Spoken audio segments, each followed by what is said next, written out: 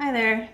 Taking an opportunity to start our first video from a series that we're going to put in the playlist labeled Helpful Tips. So if you're looking for tips, especially for a teenage boy on the autism spectrum, although some of these can be applied at any age, look on that particular playlist and I'll include helpful tips. This first video is going to be focused on safety.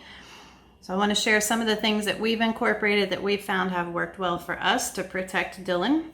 And hopefully, if you have ideas, that you'll share those with us as well in the comments section. Right now is a good time to record this intro. We've got Dylan over here. Dylan's calmly watching his tablet right now. So this is a good time to record our intro. We'll let him continue to watch his tablet because he's probably watching Storybots and he does not like to be interrupted, but stay tuned and we'll share some of our safety tips. Thanks.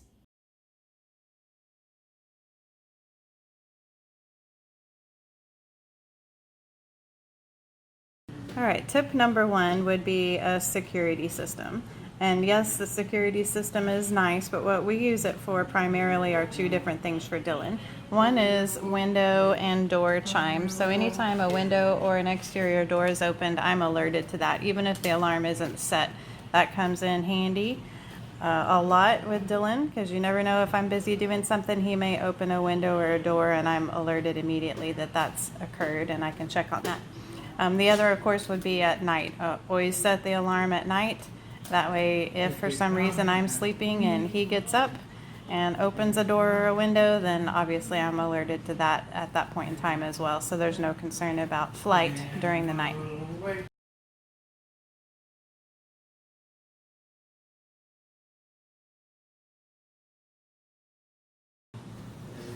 Okay, the next tip would be cameras. I have 3 different indoor cameras. They were all under $100 each and they're connected to my Wi-Fi. 2 of them are downstairs and 1 of them is in Dylan's bedroom. The downstairs cameras are handy if I'm upstairs trying to do something and it's going to take a minute or two. If I think Dylan's occupied downstairs happily, I can quickly pull up the camera and I can watch him and observe everything he's doing. So those are pretty helpful. The bedroom camera for Dylan, that one's also handy. He doesn't always sleep all night long, and sometimes he roams around in his room. Sometimes he makes messes in his room. So being able to pull up the camera during the night, not disturb him, but be able to check to see his activities or if he seems to be sleeping, then that's really handy as well. So from a safety standpoint, that's helpful.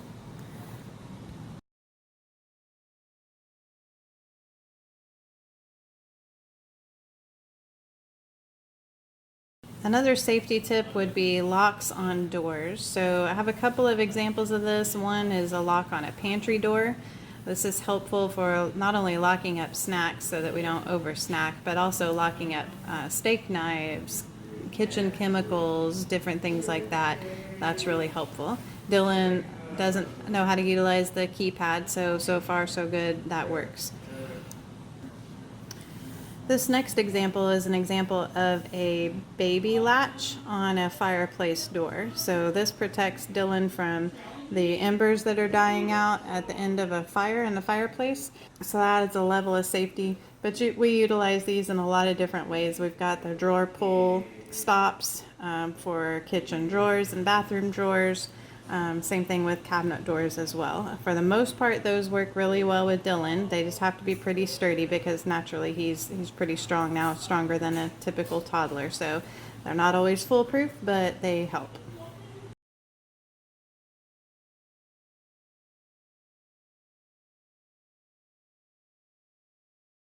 The last 2 tips are really safety related tips for when we're out and about. So this picture here is a tag that we have in Dylan's shoe, and it's really handy in case he were to ever get separated from us in any way.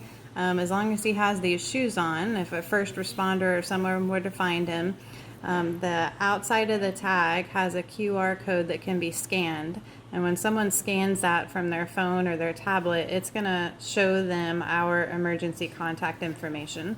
So that's pretty helpful as well. On the back side of the tag are our phone numbers too.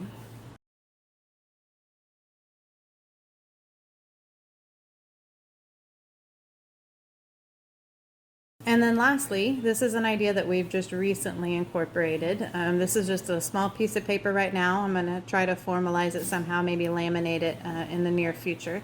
But we're concerned about if any of us were to ever get in a car accident and become incapacitated in any way when we have Dylan.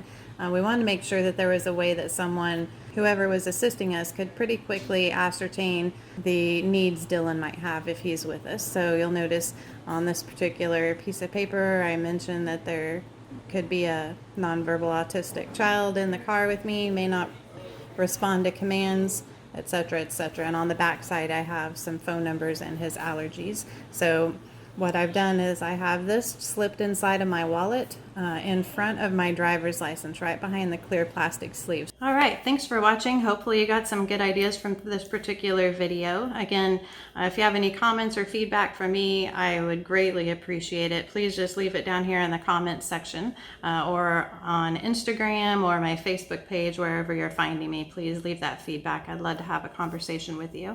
And then also, if you're interested in seeing more helpful tips that'll be added to this particular playlist, please click the subscribe button right down here and the bell next to it, and you'll be notified every time I upload a new video that has a particular topic associated with it.